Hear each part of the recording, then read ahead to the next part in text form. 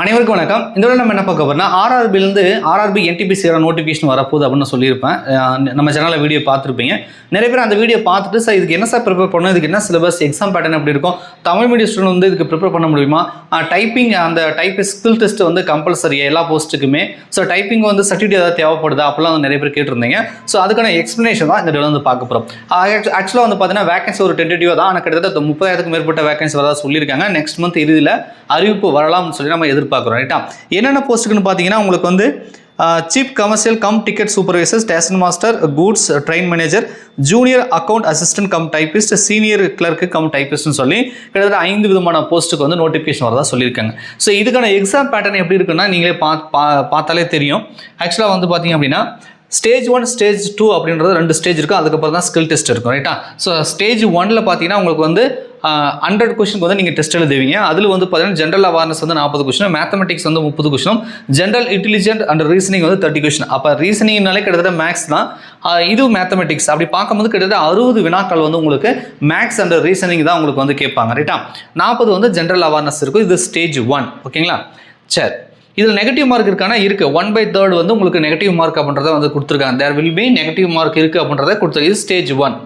அதே இதுக்கான சிலபஸ் பார்த்தீங்கன்னா மேத்தமெட்டிக்ஸ், மேக்ஸ்னா என்ன வரும் நமக்கு, number system, decimal, fraction, LCM, HCM, நம்ம டிஎன்பிஎஸ்சியில் படிக்கிறீங்களா அதே தான். Mensuration, percentage, time and work, time and distance, simple and compound interest, profit last, இந்த எலிமெண்ட்ரி அல்ஜிப்ரா, ஜாமெட்ரி, ட்ரிகனாமெட்ரி, இது மாதிரி ஸ்டாட்டிஸ்டிக்ஸ், இது மாதிரிலாம் வந்து கொடுத்துருக்காங்க. இது பேசிக்காக நம்ம டிஎன்பிசிக்கு படிக்கிற ஆப்டிடியூட் மாதிரி தான் இருக்குது 10ஆம் வகுப்பு தரத்தில். ரைட்டா, ஜென்ரல் இன்டெலிஜென்ட் அண்ட் ரீசனிங்கும் பார்த்தீங்கன்னா இப்போ நமக்கு டிஎன்பிசிக்கு நம்ம ரீசனிங் படிக்க ஆரம்பிச்சிட்டோம். 10 கொஸ்டின் வருது.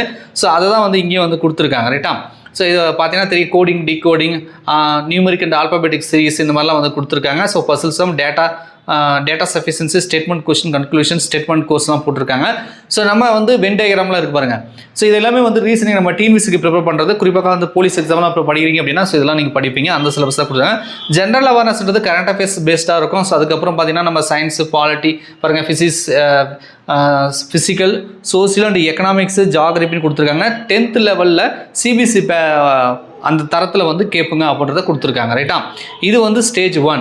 இதே நீங்கள் ஸ்டேஜ் 2 எடுத்திங்கன்னா எல்லாமே கம்ப்யூட்டர் பேஸ்ட் டெஸ்ட்டு தான் நடக்கும். ஸோ இதில் வந்து பார்த்தீங்கன்னா ஜென்ரல் அவேர்னஸ் வந்து ஒரு 50, மேத்தமெட்டிக்ஸ் வந்து 30க்கு பதிலாக 35 போட்டாங்க, ஜென்ரல் இன்டெலிஜென்ஸ் வந்து ரீசனிங்கு 35 போட்டாங்க. ஒட்டுமொத்தமாக பார்த்தீங்க அப்படின்னா 120 கொஸ்டின். அந்த ஸ்டேஜ் 1ல் 100 கொஸ்டின், இதில் 120 கொஸ்டின் வந்து கொடுக்குறாங்க. கிட்டத்தட்ட பேட்டர்ன் என்னமோ சிலபஸ் பேட்டர்ன் அதே மாதிரி தான் இருக்கும். அதே mathematics, general intelligence, reasoning, general awareness கொடுத்துருப்பாங்க. என்ன ஒன்றுனா அந்த கொஸ்டினோட டிஃபிகல்ட் லெவல் வந்து கொஞ்சம் வந்து சேஞ்ச் ஆகும். ஏன்னா செகண்ட் ஸ்டேஜ்ன்றதுனால. ரைட்டா, கொஞ்சம் டஃப்பாக இருக்கும் அப்படின்னு சொல்லலாம். ரைட்டா, அந்தளவுக்கு பெரிய டஃப்பாலாம் இருக்காது, பார்த்துக்கோங்க. இதுலேயுமே நெகட்டிவ் மார்க் வந்து கொடுத்துருக்கோம்.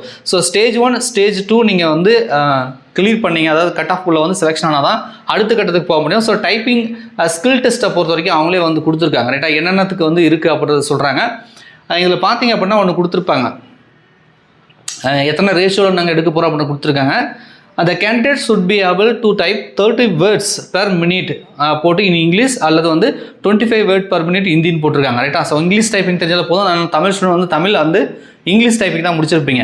ஸோ டைப்பிஸ்ட்டை பொறுத்த வரைக்கும் ஒரு ஸ்கில் டெஸ்ட் வைப்பாங்க. அந்த ஸ்கில் டெஸ்ட் வந்து நீங்கள் பாஸ் பண்ணால் போதும். அது வந்து அந்த நேச்சர் குவாலிஃபை நேச்சர் தான் சொல்லுவாங்க. அதாவது என்னென்னா கட் ஆஃப் எடுத்துக்க மாட்டாங்க, ஜஸ்ட் பாஸ் மட்டும் நீங்கள் பண்ணால் போதுன்றது தான். ஆனால் இது டைப்பிங் சர்டிஃபிகேட் நமக்கு தேவையில்லை. பட் அவங்க சொல்லக்கூடிய அந்த வார்த்தைகள் அந்த குறிப்பிட்ட டைமில் வந்து நாம் வந்து கம்ப்யூட்டரில் டைப் பண்ணி நம்ம வந்து சக்ஸஸ் பண்ணணும். ரைட்டா, குவாலிஃபைங் நேச்சர் தான். அப்படின்னா ஜஸ்ட் பாஸ் பண்ணால் போதும். ஒரு கட் ஆஃப் ஒரு மினிமம் பர்சன்டேஜ் சொல்லியிருப்பாங்க, அதை பாஸ் பண்ணால் போதும். நிறைய பேர் வந்து சர்டிஃபிகேட் இல்லாமல் இருப்பீங்க.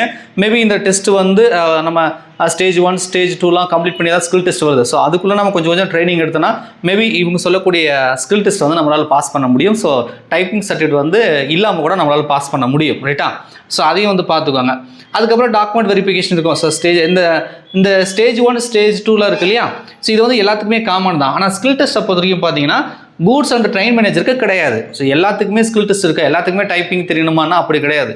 ஸோ கூட்ஸ் ட்ரெயின் மேனேஜருக்கு வந்து கிடையாது. அதுக்கப்புறம் பார்த்தீங்கன்னா சீஃப் கமர்ஷியல் கம் டிக்கெட் சூப்பர்வைசருக்கு வந்து டைப்பிங் தெரிஞ்சிருக்க வேண்டிய அவசியம் இல்லை. ஸோ யாருக்கு வந்து அந்த டைப்பிங் ஸ்கில் டெஸ்ட் இருக்குன்னா சீனியர் கிளர்க் கம் டைப்பிஸ்ட்டுக்கும் ஜூனியர் அக்கௌண்ட் அசிஸ்டன்ட் கம் டைப்பிஸ்ட்டுக்கு மட்டும் தான் இருக்கும். ஸ்டேஷன் மாஸ்டரை பொறுத்த வரைக்கும் கம்ப்யூட்டர் பேஸ்ட் ஆப்டிடியூட் டெஸ்ட் தான் இருக்கும். ஸோ ஸ்கில் டெஸ்ட் இருக்காது. ஸோ இந்த 2 போஸ்ட்டுக்கு மட்டும் தான் உங்களுக்கு டைப்பிங் ஸ்கில் டெஸ்ட் இருக்குது, மற்ற போஸ்ட்டு எதுவும் கிடையாது. எனி டிகிரி நீங்கள் எலிஜிபிள். ஸோ டிகிரி முடிச்சா நீங்கள் வந்து அப்ளை பண்ணிக்கலாம். ஓகேங்களா, ஸோ நெக்ஸ்ட் மந்த் தான் நோட்டிஃபிகேஷன் வரும். வந்துச்சுன்னா நான் சொல்கிறேன். நம்ம சொன்ன அந்த டேட்டில் வருமானது டவுட்டு தான்.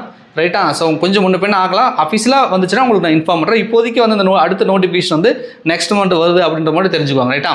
சரி, இப்போ அடுத்த கேள்வி என்ன அப்படின்னா, சார் நான் வந்து தமிழ் மீடியம், நான் தமிழில் படிக்கலாமா அப்படின்ற மாதிரிலாம் நிறைய பேர் கேட்டிருந்தீங்க. ஸோ எக்ஸாம் லாங்குவேஜ் கொஷின் வந்து எந்த மீடியத்தில் வரும் அப்படின்னு சொல்லி கேட்டிருந்தீங்க.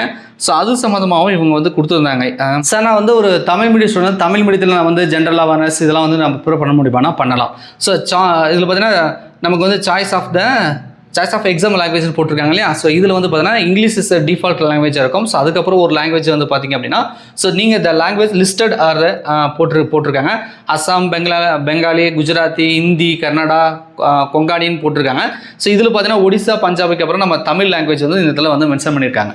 ஸோ அப்போ வந்து நீங்கள் ஜிகே பொதுறிவு பகுதி மற்ற ரீசனிங் எல்லாமே பார்த்தீங்க அப்படின்னா நீங்கள் வந்து தமிழ் மீடியம் ஸ்டூடெண்ட் தான் தமிழ் மீடியத்துலையுமே இந்த கொஷின் வந்து நீங்கள் வந்து அட்டன் பண்ண முடியும். பட் அப்ளை பண்ணும்போது நீங்கள் எக்ஸாம் லாங்குவேஜ் கேட்பாங்க. அப்போயே நீங்கள் தமிழ் அப்படின்றத சூஸ் பண்ணிங்க அப்படின்னா உங்களுக்கு கொஷின் வந்து இங்கிலீஷ் அண்டு தமிழில் வரும். ரைட்டா. இங்கிலீஷ் மட்டும் நீங்கள் சூஸ் பண்ணிங்க அப்படின்னா இங்கிலீஷ் அண்டு ஹிந்தியில் வரும். ரைட்டா. ஸோ அதை தான் வந்து சொல்லியிருக்காங்க. ஸோ நீங்கள் தமிழ்லையும் வந்து ப்ரிப்பேர் பண்ணலாம். ஸோ இப்போ நீங்கள் கேட்ட 3 டவுட் கிளாரிஃபை ஆகிருக்கும். ஸோ டைப்பிங் சர்டிஃபிகேட் தேவையில்லை. ஆனால் ஸ்கில் டெஸ்ட்டு பாஸ் பண்ணணும். என்னென்ன போஸ்ட்டுக்கு ஸ்கில் டெஸ்ட்டுக்குன்னு சொல்லிட்டு அதை வந்து பார்த்துக்கோங்க. அடுத்தது வந்து பார்த்தீங்கன்னா அந்த எக்ஸாம் சிலபஸ் என்ன, எக்ஸாம் பேட்டர்ன் எப்படி இருக்குன்றது சொல்லிட்டேன். நெகட்டிவ் மார்க் எப்படி இருக்குது, என்ன கொடுத்துருக்கேன், 1/3 நெகட்டிவ் மார்க் கொடுத்துருக்கேன், அதையும் நான் சொல்லிட்டேன். So Tamil medium student prepare பண்ணலாமா சார்னா எஸ் ப்ரிப்பேர் பண்ணலாம். ஸோ அதையும் வந்து உங்களுக்கு நான் வந்து இன்ஃபார்ம் பண்ணிட்டேன். ஸோ இது இல்லாத வேறு ஏதாவது சந்தேகம் இருந்துச்சுன்னா மட்டும் ஸோ கமெண்ட்ஸில் கமெண்ட் பண்ணுங்கள். நன்றி, வணக்கம்.